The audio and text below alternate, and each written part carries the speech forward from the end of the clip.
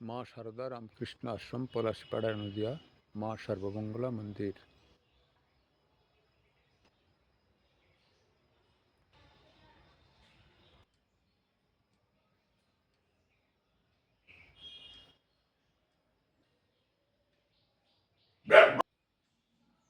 মা সর্বমঙ্গলা শ্রীরামকৃষ্ণদেব মা সারদা দেবী। ওম স্থাপকায় চ ধর্মস্য সর্বধর্মস্বরূপিণে অবতার বরিষ্ঠায় রামকৃষ্ণায় তে নমঃ। ওম জননীং শারদাং দেবীং রামকৃষ্ণং জগদ্গুরুং পাদপদ্মে তয়োশ্রিত্বা প্রণমামি মুহুর্মুহুঃ। নমঃ শ্রী জ্যোতিরাজায় বিবেকানন্দশূরয়ে সচ্চিদসুখস্বরূপায় স্বামিনে তাপহারিণে। কয়েকদিন পাঠ হয়নি, মাঝখানে কল্পতরু উপলক্ষে প্রবচন ছাড়া হয়েছে ইউটিউবে। তা আজকে আমরা ওই পূর্বের জড় ধরে, অর্থাৎ রামকৃষ্ণ গল্প কথা হচ্ছিল, সে রামকৃষ্ণ গল্প কথা সম্ভবত পর্ব হয়েছে 37 পর্ব হয়েছে। আজকে পর্ব 38, রামকৃষ্ণ গল্প কথা। 2-3টি গল্প আপনাদের সামনে, একটু ঠাকুরের গল্পই আলোচনা হবে। তো আপনারা নিশ্চিত সকলে ভালো আছেন। শুভ নববর্ষের শুভেচ্ছা সবাইকে। আমার সন্ন্যাসীর তরফ থেকে শুভ আশীর্বাদ, বন্ধু হিসাবে শুভেচ্ছা। সকলে ভালো থাকুন।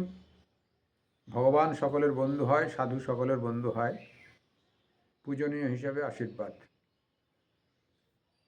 কল্যাণমস্তু। আজকে আমাদের প্রথম গল্প,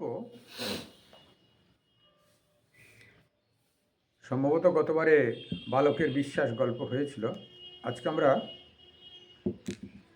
কামিনী থেকে কাঞ্চনের কিভাবে, আমরা বলি না কামিনী কাঞ্চন ত্যাগ না করলে ঈশ্বরের প্রতি আকর্ষণ বাড়ে না, শ্রীরামকৃষ্ণদেবের মূল বাণী, এটি আমরাও আলোচনা করি। অর্থাৎ কামিনী কাঞ্চন ত্যাগ মানে কামিনীর সঙ্গে কাঞ্চন ওতপ্রোত জড়িত। ওই জগৎ ভোগ অর্থাৎ কাঞ্চন ভোগ কি কামিনী ভোগ, জগৎ ভোগ মানে কামিনী ভোগ। বসুন্ধরাকে নির্যাস, অর্থাৎ সবজি ফলানো থেকে আরম্ভ করে সাংসারিক সুখ অন্বেষণ সবই জগৎ ভোগ। এই জগৎ ভোগের জন্যে কাঞ্চন প্রয়োজন হয়। এটি স্বামীজিও কোনো বক্তৃতাতে প্রসঙ্গক্রমে বলেছেন। তো এই গল্পটিও শ্রীরামকৃষ্ণদেবের কামিনী কাঞ্চন ত্যাগ, এই কামিনীর সঙ্গে যে কাঞ্চনের একটা সংযুক্তি, এই গল্পতেও বেশ সুন্দর। একটা কামিনীর প্রয়োজনের সঙ্গে সঙ্গে কাঞ্চনের দরকার আছে। এটি জয়পুরে গোবিন্দজির পূজারীরা প্রথম প্রথম বিবাহ করে নাই। জয়পুর মানে রাজস্থানের জয়পুর, ওখানে গোবিন্দ মন্দির 2-3খান আছে। আর গোবিন্দ মন্দির জয়পুরের খুব বিখ্যাত, আমরাও দর্শন করেছি ওখানে। তা প্রচুর লোকজন হয় ওখানে। জয়পুরে গোবিন্দজির পূজারীরা প্রথম প্রথম বিবাহ করে নাই। তখন খুব তেজস্বী ছিল, ব্রহ্মচর্যের তেজ স্বাভাবিক হয় ছাত্র জীবনে। বাবা মাকেও নাজেহাল করে দেয় ছাত্ররা, এমন সময় হয় মাস্টারকে নাজেহাল করে দেয়। মানে নাজেহাল মানে জিজ্ঞাসু মন থাকে এবং মনের তেজ থাকে, বিশেষ করে কোনো পিছু টান থাকে না। তাই সত্য নিষ্ঠাপরায়ণ হয়, সত্যপরায়ণ হয়, নিষ্ঠা থাকে, সবটাই যেন টইটুম্বুর ভরপুর থাকে। রাজা একবার ডেকে পাঠালেন। রাজা ওই জয়পুরের গোবিন্দজির পূজারীকে ডেকে পাঠালেন। তারা যায় নাই, অর্থাৎ প্রয়োজন বোধ করেননি। রাজা ডেকে পাঠালে তার কি আছে, বলেছিল রাজাকে এখানে আসতে বলো। তখনকার দিনের রাজা মানে এখন প্রধানমন্ত্রী যেরকম কি মুখ্যমন্ত্রী সেরকম নয়, এলাকা ভিত্তিক জমিদারি, একটু জমিদারের থেকে একটু বড়, হয়তো 2-4টে জমিদার তার সঙ্গে আছে, তার আন্ডারে তিনি একজন রাজা হয়েছেন। তাই এরকম রাজাদের অনেক রাজা ছিল ভারতবর্ষে, 4-5টা 6টা জমিদার কি 10টা জমিদার 20টা জমিদার, তার উপরে তিনি সেই জমিদারদের দেখাশোনা করতেন, তিনি একজন রাজা। তাই এখানে জয়পুরের রাজা একটু নাম করা ছিল অবশ্য। বলেছিলেন রাজাকে আসতে বলো, তেজ এমনই। তারপর রাজা ও 5 জনে তাদের বিয়ে দিয়ে দিয়েছিলেন। তখন রাজার সঙ্গে দেখা করবার জন্যে আর কাহারও ডাকতে হলো না, অর্থাৎ রাজাকে আর ইচ্ছে করে ডাকতে হচ্ছে না। তো বিয়ে দেওয়ার পরেই রাজার কাছে আসতে ওরা বাধ্য হয়ে পড়ল। কারণ কি, রাজার সঙ্গে দেখা করবার জন্যে আর কাহারও ডাকতে হলো না, নিজে নিজেই গিয়ে উপস্থিত, মহারাজ আশীর্বাদ করতে এসেছি, এই নির্মাল্য এনেছি, ধারণ করুন। কাজেই আসতে হয়। আজ ঘর তুলতে হবে, আজ ছেলের অন্নপ্রাশন, আজ হাতে খড়ি, এইসব। অর্থাৎ এখানে মূল কথা হলো, গল্পটা অতীব ছোট। শ্রীরামকৃষ্ণদের এসব ছোট ছোট গল্পের ভিতর দিয়ে কামিনী সংযুক্ত হলে ব্রহ্মচর্য, গার্হস্থ্য, বানপ্রস্থ, সন্ন্যাস আগে ছিল, প্রাচীন প্রথা, বৈদিক প্রথা। ব্রহ্মচর্যের সময় ডোন্ট কেয়ার ভাবনা থাকে, যেন সদ্ভাবনা ছাড়া আর কোনো ভাবনাই তার ভিতরে, এই চলতি কথায় গ্রাহ্য করে না, অর্থাৎ গ্রাহ্য হয় না, পছন্দ বোধ করে না। অর্থাৎ পিউরিটি, পারসিভিয়ারেন্স, পেশেন্স, ধৈর্য, অধ্যবসায়, সত্যনিষ্ঠ ব্রহ্মচর্য, এগুলো সব পরিপূর্ণ থাকে। সেই জন্যে রাজাকেও তেমন একটা গুরুত্ব দেয় না সেই সময়। রাজা সেই সময় বুদ্ধি খরচা করেন, এখনকার দিনেও তাই হয়েছে। এখনকার পলিটিশিয়ানরা বা যারা লিডারশিপ করতে চান, তখনকার দিনের রাজারা বিবাহ দিয়ে দিতেন। এখনকার আরেকটু নিচুতে বলা যাবে না, ধান্দার দিক দিয়ে উঁচুতে কাজে লেগে যায়, মদ খাওয়া অভ্যাস করিয়ে দেন, বা বিভিন্ন জালে জড়িয়ে দেন। মদ খাওয়া অভ্যাস করান, নয় বিভিন্ন জালে জড়িয়ে দেন। আর তখনকার দিনের অতটা জালে জড়াতো না, মানুষ একটু সরল ছিল তো, সেই জন্যে বিবাহ একটা সাধারণ প্রথা ছিল সামাজিক। যারা বিবাহ করতে চাইতো তাদের আটকাতো না, বিবাহ করে দিত। আর বিবাহ করতে না চাইলেও সংসারে একটু বন্ধনের প্রয়োজন আছে বলে টেলে নানা রকম বুঝিয়ে বিবাহ দিয়ে দিত। তা সেই জন্যে রাজা চিন্তা করতো, এই ছেলেগুলো তো বেয়াদবি ভাবনা করছে, রাজার কথা শুনছে না, আর একটু পরের ছেলে, তাকে ধরপাকড় করে তো আনাও যাবে না, নিজের ছেলেই কথা শুনে না, বরের ছেলে কী করে আনবে, তাকে বুদ্ধি খরচা করতে হবে। এটাও এক ধরনের পলিটিক্স। রাজনীতি হতে পারে রাজার নীতি, নচেত বৌদ্ধিক দিক দিয়ে মানুষকে ফাঁদে ফেলা। তা রাজা তখনকার দিনের কাদের ঘরে কোন ছেলের বিবাহ হয় নাই ওইসব খুঁজে খুঁজে সব বিবাহ দিয়ে দিত। ছোট রাজা তো খোঁজ খবর পেত। তা ছেলেগুলোকে ডেকে এক এক করে সব বিবাহ দিয়ে দিল। ভারী সুন্দর, দেখুন, ছিল একাকী সুন্দর। এবার একাত্তর সুখ অন্বেষণের জন্যে চাপে পড়ে হোক, কায়দায় কৌশলে হোক, বিবাহ করে ফেলল। বিবাহ করে ফেলার পরে একাত্তর সুখ অন্বেষণের জন্য তাকে তো ভরণ পোষণ দিতে হবে। তারপরে সংসারে থাকতে থাকতে তো তার সুদ, ইন্টারেস্ট, টাকা রাখলে তার সুদ হবে। তা সন্তানাদি হলো। এবার দেখা যাচ্ছে যে এই অভাব, সেই অভাব থেকে কি হবে, যিনি মহাজন তার কাছ থেকে ব্যবসার জন্য যেরকম জিনিসপত্র এনে বেচে কেনে তার টাকা শোধ করতে হয়, আবার টাকা লেনদেন করতে হয়, সেরকম তখনকার দিনে রাজারা এইসব হেল্প করতেন, সাহায্য করতেন। এখনকারও সেরকম গ্রাম পঞ্চায়েতের ভেতর দিয়ে সাহায্য করে, যারা পিছিয়ে পড়া ব্যক্তি তাদের সাহায্যের ব্যবস্থা থাকে। তখনও সেরকম ছিল, রাজারা ডিরেক্ট সাহায্য করতেন, যাকে ইচ্ছে মনে করতেন তাকে সাহায্য করতেন, ভালো বাসতেন তাকে সাহায্য করতেন, পিছিয়ে পড়া ব্যক্তিকে সাহায্য করতেন, এর নানা রকম সব। এইভাবে ছেলেগুলোকে বিবাহ করিয়ে দিয়ে এবার চুপ করে বসলেন, আমার কথা শুনবি না, এবার দেখ কি হয় মজাটা। যেই বিবাহ করলো তখন বাবা মা যখন বিবাহ করে নাই খাবার দাবার দিচ্ছিল।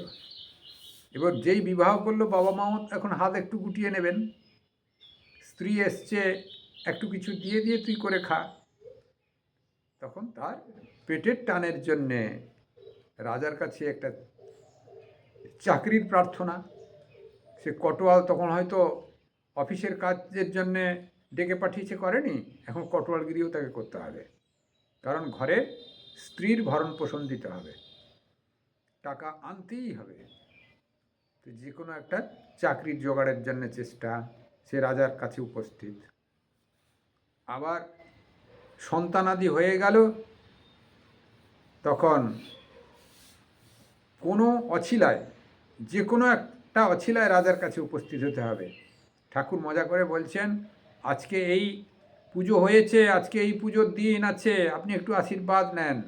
অর্থাৎ তখন ব্রাহ্মণ যারা পূজারী তারা গণ্যমান্য ব্যক্তি ছিলেন সমাজে, এখনও আছেন। এখন ব্রাহ্মণদের একটু বেফাঁস কালচার, একটু বেফাঁস হওয়ার জন্যে সাধু সন্তদের, যারা বুদ্ধিমান ব্যক্তি একটু আধ্যাত্মিক জগতে ঘোরাফেরা করেন, শাস্ত্র অধ্যয়ন করেন, তারা সাধু সন্তদের একটু মান্যতা বেশি দেয় ব্রাহ্মণের থেকে। সমাজের পরিবর্তন হয়েছে, আর শিক্ষিত ব্যক্তিকে একটু মান্যতা দেয়। তখনকার দিনের ব্রাহ্মণকে অবশ্যই মান্যতা দিতে হবে, এটি বাঁধা ধরা নিয়ম ছিল। এখন ব্রাহ্মণদের মান্যতা একটু কমেছে তাদের চালচলন বা সামাজিক পরিবর্তনের জন্যে। বরাবর একই সমাজ থাকে না, মাঝে মাঝে পরিবর্তিত হয়, কখনো ব্রাহ্মণ শাসন, কখনো ক্ষত্রিয় শাসন, কখনো বৈশ্য শাসন, কখনো শূদ্র শাসন। স্বামী বিবেকানন্দ প্রসঙ্গক্রমে বলেছেন, বর্তমান যুগ শূদ্র শাসনের যুগ। সেই জন্যে শূদ্ররা সিংহাসনে বসবেন বা শাসন দণ্ড নেবেন বা যে কোনো পাশ দিয়ে পরিচালনা করবেন, তার উপরে নির্ভর হতে হবে। আর তখনকার দিনে রাজারা ক্ষত্রিয় ছিলেন, ক্ষত্রিয় শাসনের সময় ক্ষত্রিয় শাসন আর ব্রাহ্মণ শাসনেতে শিক্ষিত লোক বা একটু মর্যাদা সম্পন্ন লোক সবাই সম্মান পেত। ক্ষত্রিয় শাসনেও ব্রাহ্মণরা সম্মান পেত, কারণ ক্ষত্রিয় আর ব্রাহ্মণ যেন পাশাপাশি একটা সমঝোতা করে চলেছে। সেই জন্যে ব্রাহ্মণ শাসনে ক্ষত্রিয়রা শ্রদ্ধা পেয়েছে, ক্ষত্রিয় শাসনেও ব্রাহ্মণরা শ্রদ্ধা পেয়েছে। তারপরে বৈশ্য শাসনেতে এরা দুজন কম শ্রদ্ধা পেতে শুরু করলো, শূদ্র শাসনে এরা অনেকটাই কম পাবে। এরকমই পরপর জগতের পরিবর্তন হয়, কিছু করার নাই। তা সেই ব্রাহ্মণরা এই ক্ষত্রিয়ের আন্ডারে অর্থাৎ রাজার আন্ডারে তিনি কামিনীকে অবলম্বন করে এবার কাঞ্চনে আসক্ত হতে বাধ্য হলেন। অর্থাৎ শ্রীরামকৃষ্ণদেব বলছেন কামিনী কাঞ্চন ত্যাগী ঈশ্বর দর্শনের মূল চাবিকাঠি। তার কারণ হচ্ছে কামিনী এলেই কাঞ্চনের প্রয়োজন হবে, কাঞ্চনে আসক্ত হতেই হবে, নচেত সংসার চলবে না। সেই জন্যে কামিনীকে যদি ত্যাগ করা যায় মনের থেকে, তাহলে কাঞ্চনও আপনা আপনি প্রয়োজন হবে না, কামিনী কাঞ্চন আপনি ত্যাগ হয়ে যাবে। সেই জন্য শ্রীরামকৃষ্ণদেব এই সহজ পথ অবলম্বন করেছিলেন এবং করার জন্যে যারা সাধক তাদের বলেছেন, সবাইকে নয়, সাধকদের বলেছেন যারা মোক্ষগামী, ঈশ্বরের জন্যে সব কিছু ত্যাগ করতে প্রস্তুত, তাদের কামিনী কাঞ্চন ত্যাগের কথা বলেছেন। এই অর্থাৎ কামিনীর সঙ্গে কাঞ্চনের একটা সংযুক্তিকরণ। তারপর কি বলছেন, আজকে নির্মাল্য এনেছি, আশীর্বাদ নেন। নির্মাল্য মানে কি? আমাদের এখানে মায়ের নির্মাল্য বলে লেখা আছে, বিভূতি আর নির্মাল্য। নির্মাল্য মানে প্রসাদ, পুষ্প, ঠাকুরের পায়ে নিবেদিত অর্ঘ্য, তাকে নির্মাল্য বলা হয়। আর নির্মাল্য কখনো কখনো প্রসাদ হিসাবেও, অন্য প্রসাদ বা অন্যান্য প্রসাদ হিসাবেও ব্যবহার করা হয়, কিন্তু নির্মাল্য মানে এইটিকেই, অর্ঘ্যটাকেই, পুষ্পকেই, শরীরে স্পর্শ করা, ভগবানের শরীরে স্পর্শ করা ফুলকেই নির্মাল্য সাধারণত ব্যবহার করা হয়। আর বিভূতি মানে আশীর্বাদ। এখানে বিভূতি অর্থাৎ ভস্ম, যজ্ঞের ভস্ম, বা এখন পাউডার কিনতেও পাওয়া যায়। সে পাউডার হচ্ছে যজ্ঞের পাউডার সব বলে, কিন্তু সে বিভিন্ন রকম কেমিক্যাল দিয়েও অনেক সময় বানায়, নানা রকম সব মাথায় লাগানো হয়। ওগুলো তীর্থ ভ্রমণে যারা গেছেন, প্রত্যেক তীর্থে গেলে বিভিন্ন সম্প্রদায়ের বিভিন্ন চিতাবাঘের মতো আঁকা টাকা দেখতে পাবেন। সেই সনাতন ধর্মের ভিতরেই এটা বেশি। বৈষ্ণবদেবের একরকম, শাক্তদের একরকম, আবার বৈষ্ণবদেরও 3-4 রকমের, একটা গোল, একটা লম্বা তিলক, আবার একটি ত্রিশূল মতো তিলক, নানা রকম সব থাকে। আর শৈব উপাসকদের ত্রিপুণ্ডী থাকে, তার মাঝখানে বিন্দু থাকে, অর্থাৎ শিব আর পার্বতী একই শরীরে বিদ্যমান। তা এইভাবেতে নির্মাল্য এবং বিভূতি, এই বিভূতি আর নির্মাল্য, সে বিভূতি বা কি নির্মাল্য রাজাকে একটু দিতে এসেও কিছু যেন পয়সা রোজগার হয়। ব্রাহ্মণদের ব্যাপার হচ্ছে কিছু একটা করে দিল, দক্ষিণাটা পাবে, চাইতে হয় না, দিয়ে দেয়। আমাদের বাসে উঠলে দেখবেন কেউ কেউ চন্দন একটু নিয়ে মাথায় লাগিয়ে দেয়। এখন চন্দন সে লাগাচ্ছে, ঘর থেকে সাইকেলে করে কি বাসে করে এসেছে, আপনার মাথায় চন্দন লাগাচ্ছে, সে পারিশ্রমিক সে না চাইলেও আপনাকে 5টি টাকা বের করে দিতে হবে। অভাবে 1টি টাকা অন্তত কেউ না কেউ দেয়, দেওয়া উচিতও বটে। আর আপনাকে সৌন্দর্য সে বৃদ্ধি করছে, আপনার মাথায় একটা চন্দনের দিল, মঙ্গলের প্রতীক, আবার সৌন্দর্যের প্রতীকও বটে। অতএব তাকে আপনি সৌন্দর্য বৃদ্ধির জন্যে নানা রকম লাগান, ঘর থেকেই লাগিয়ে যান, সে প্রতিমধ্যে লাগিয়ে দিল, রাস্তায় লাগিয়ে দিল, তাকে একটু দিতে আপত্তির কী আছে? সেই হিসেবে রাজাকেও নির্মাল্য বা বিভূতি ব্রাহ্মণরা দিয়ে কিছু রোজগার করতেন, তাতে তার সংসার চলত। অর্থাৎ কামিনী যখন প্রবেশ করলো, এসব তার পাশাপাশি এসে গেল। অর্থাৎ রোজগারের অবশ্যই করতে হবে, এবং রোজগারের তার ফর্মুলা বা পদ্ধতি তার ভিতরে ভিতরে জাগরিত হয়ে যায় পরম্পরাক্রমে, নচেত নিচে সজ্ঞানে এটি তৈরি করে নেন পথ। তারপর বলছেন কি, আজকে ছেলে হয়েছে, কালকে ছেলের অন্নপ্রাশন, একটু বড় হলে হাতে খড়ি হবে, সবটাই রাজাকে জানাতে হয়। জানাতে হয় মানে কিছু পয়সা রোজগারের জন্য, অন্য না জানালেও চলবে, কিন্তু যেহেতু রাজা তাকে বিয়ে করিয়ে দিয়েছে, অর্থাৎ রাজাকে জানাতে হবে, আর রাজা দক্ষিণাও দেবেন।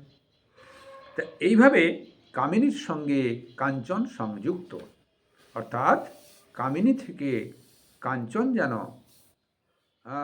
সংগ্রহের একটা চাবিকাঠি, এবং কাঞ্চন ছাড়া কামিনীও পোষণ হবে না, অর্থাৎ টাকা ছাড়া এই সংসারে চলা যাবে না।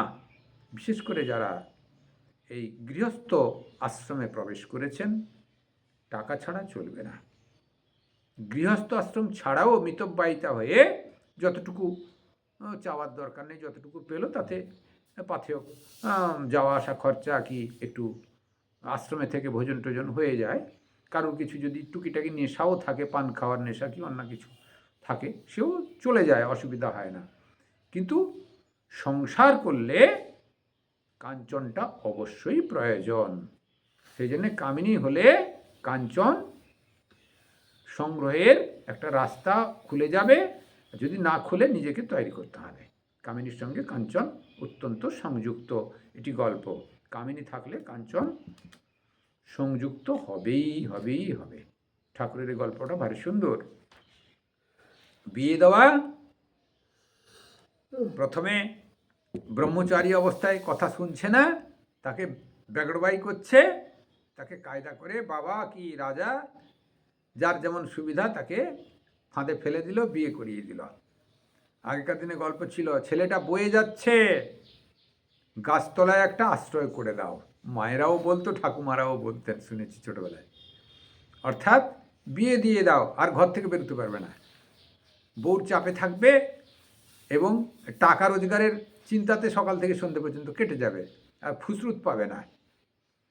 তা এই জন্যেতে কামিনীর সঙ্গে কাঞ্চন সংযুক্ত, বেকায়দায় পেলা হোক, নিজের সুখ অন্বেষণে হোক বা জীবন কাটানো হোক, কামিনীর সঙ্গে কাঞ্চন ওতপ্রোত জড়িত। এই গল্প। দ্বিতীয় গল্প হচ্ছে, এটি প্রথম গল্প হয়ে গেল, আমরা আলোচনা করলুম কামিনীর সঙ্গে কাঞ্চনের সম্পর্ক, একটি গল্প বোঝা গেল ছোট্ট গল্পের ভিতর দিয়ে। তারপর হচ্ছে কি, মায়া কাকে বলে। মায়া কাকে বলে অনেক গল্পই আমরা শুনেছি। এই গল্পটি ঠাকুরের বেশ উপলব্ধিমূলক গল্প। শ্রীরামকৃষ্ণদেব বলেছেন, নিজের ভাগ্নের বিষয়ে হবে মনে হচ্ছে গল্পটা, তা হৃদয় রামের গল্প। কীরকম? জীব মায়ার রাজ্যে বাস করে, এই মায়া ঈশ্বরকে জানতে দেয় না। এই মায়া মানুষকে অজ্ঞান করে রেখেছে। হৃদে একটা এঁড়ে বাছুর এনেছিল। একদিন দেখি সেটিকে বাগানে বেঁধে দিয়েছে ঘাস খাওয়াবার জন্যে।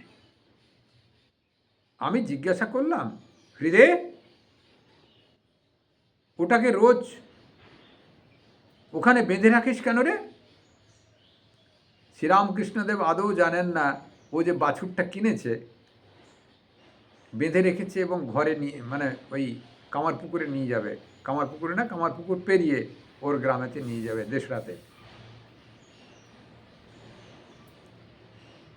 তা আমি জিজ্ঞাসা করলাম, অর্থাৎ শ্রীরামকৃষ্ণদেব জিজ্ঞাসা করলেন, হৃদে, ওটাকে রোজ ওখানে বেঁধে রাখিস কেন? হৃদে বললেন, মামা, এঁড়েটিকে দেশে পাঠিয়ে দিব, বড় হলে নাগল টানবে। যাই একথা বলেছে আমি মূর্ছিত হয়ে পড়ে গেলাম। মনে হয়েছিল কি মায়ার খেলা, কোথায় কামারপুকুর শিহর, কোথায় কলকাতা, কি মায়ার খেলা। এই বাছুরটি যাবে ওই পথ, অতটা পথ, সেখানে বড় হবে, তারপর কতদিন পরে নাগল টানবে। এরই নাম সংসার, এরই নাম মায়া। অর্থাৎ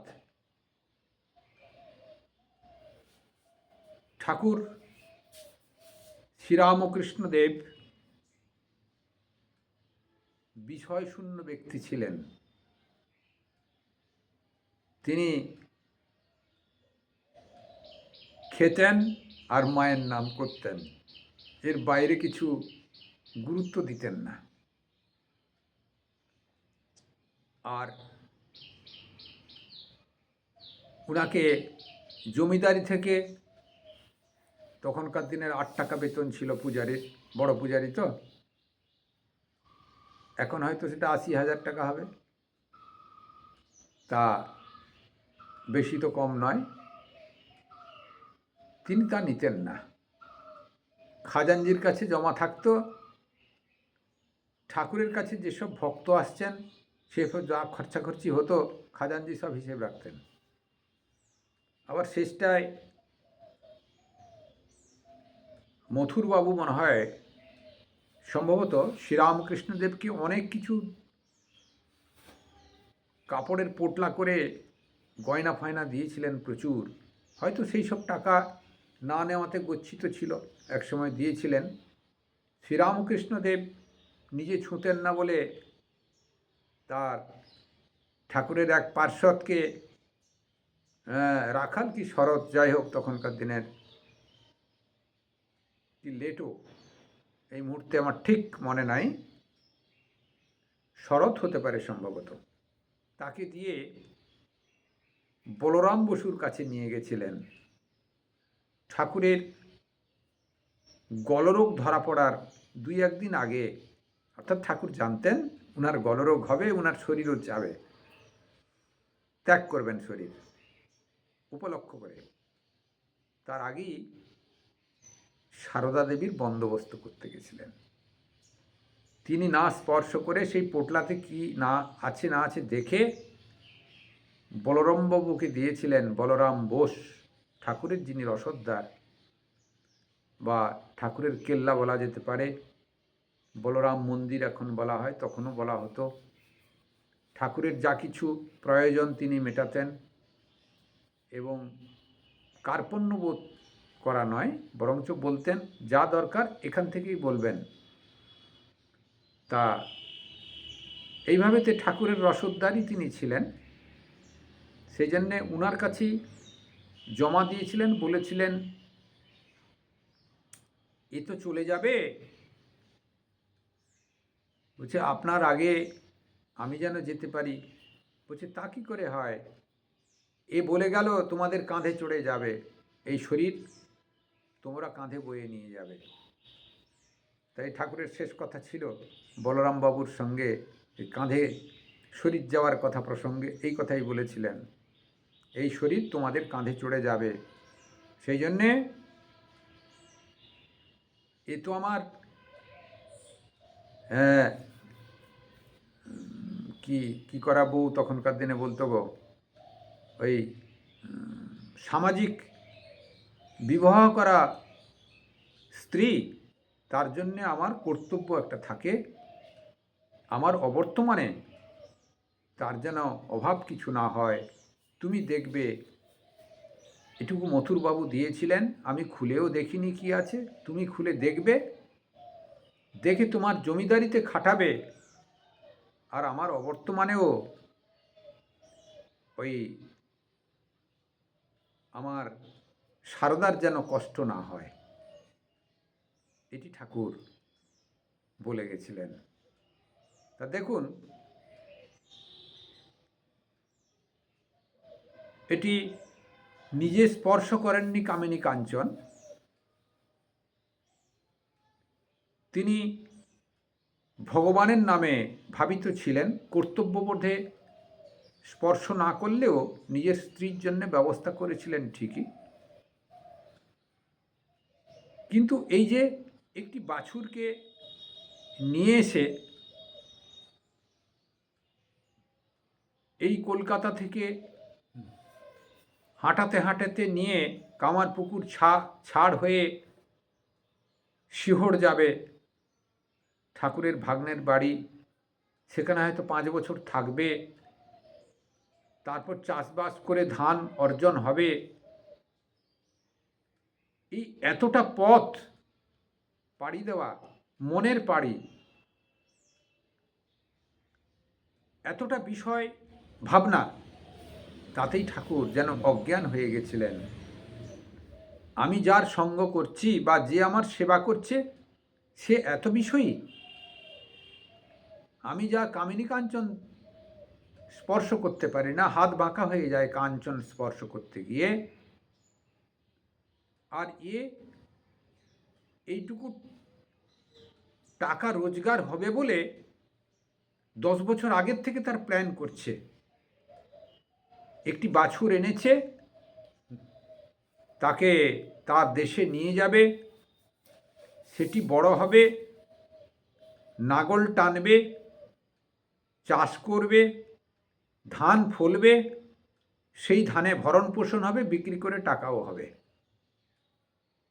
এই যে দূরত্ব, মনের যে দূরত্ব, এই দূরত্বের যে চরকাসম দূরত্ব যেন এই বৃত্তাকারে যেন একবারে ঘুরে আবার এসে ঠেকলো এখানে, এতটা পথ পাড়ি দিয়ে, তাতেই ঠাকুর অজ্ঞান হয়ে গেছিলেন। দ্যাট ইজ মায়া। এত নিজেকে ভুলিয়ে রাখতে পারে বিষয় ভাবনা, যতটা ডিস্টেন্স বাড়ছে বিষয় ভাবনার, ততটা নিজেকে ভুলিয়ে রাখছে। অর্থাৎ আত্মচেতনাকে যেটি ভুলিয়ে রাখে সেটি মায়া। কম বিষয় জিনিস কম দিন ভুলিয়ে রাখে, বেশি বিষয়ের জিনিস বেশি দিন ভুলিয়ে রাখে। ঈশ্বর থেকে দূরে বা বিভ্রমে ফেলার বা ভ্রম দর্শন করার বা ঈশ্বর ব্যতি রেখে যেটি দর্শন হয়, যে আইডিওলজি, দর্শন মানে সামনে প্রত্যক্ষ নাই বা হলো, ঈশ্বর ব্যতি রেখে ঈশ্বরের বিষয়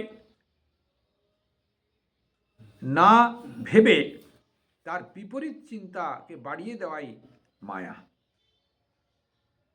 তা সেই জন্যে ঠাকুরের এই ভাগনা একটি মায়ার বড় দৃষ্টান্ত, ঠাকুরের কাছে একটি দৃষ্টান্ত উদাহরণ দিয়েছিলেন শ্রীরামকৃষ্ণদেব।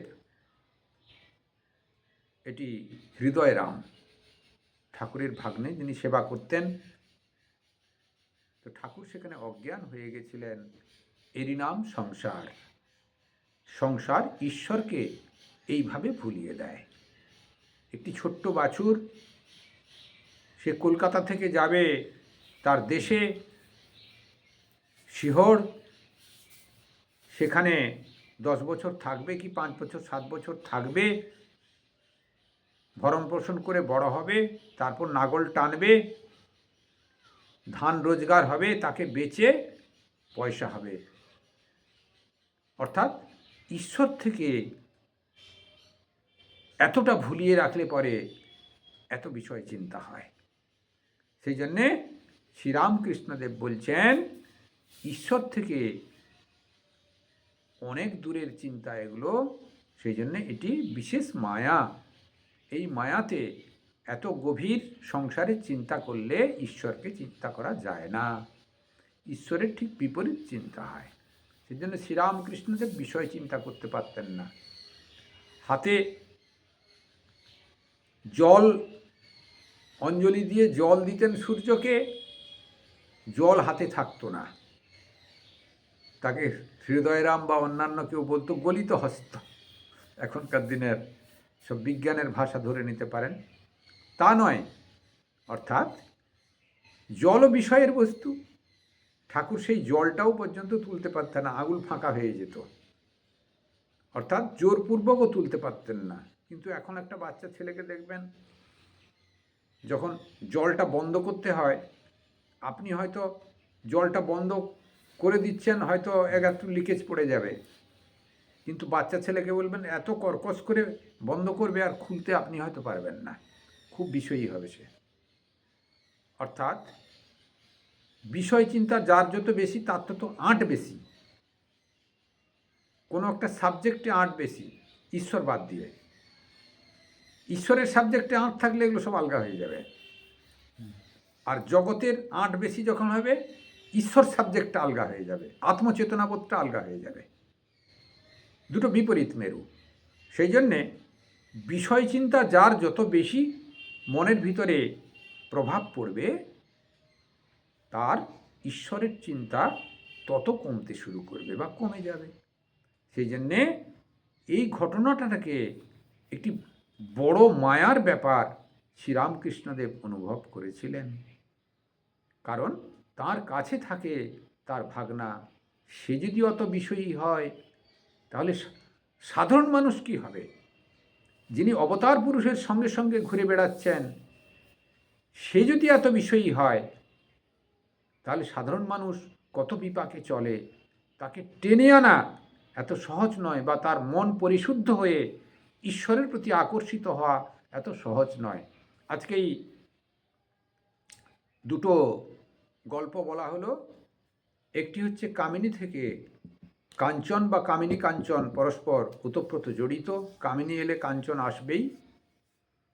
এবং আরেকটি হচ্ছে মায়া, যে মায়া এত পরিব্যাপ্ত করে মানুষকে ঈশ্বরের থেকে দূরে সরিয়ে নেয়। অর্থাৎ আমরা কি দূরে সরে যাব তা নয়, শ্রীরামকৃষ্ণদেব গল্পটা বলেছেন আমরা যাতে এই গল্প থেকে সারাংশ জানতে পারি, আমরা ঈশ্বরের প্রতি অনুধাবিত হব, খুব বেশি মায়ায় জড়াবো না।